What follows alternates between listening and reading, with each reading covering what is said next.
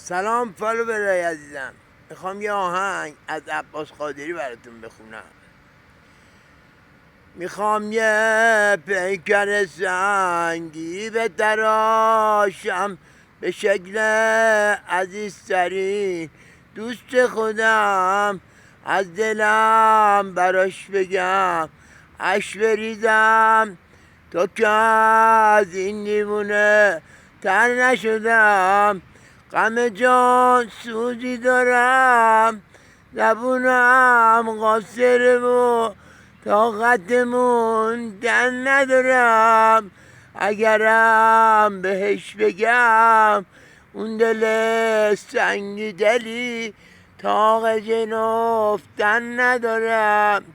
دست براش میگذارم اما پا براش نمیگذارم.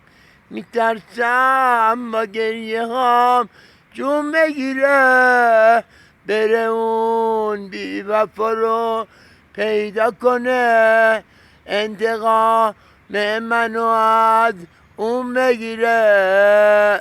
ممنونم به فالو برای عزیزم، لطفا منو لایک کنید.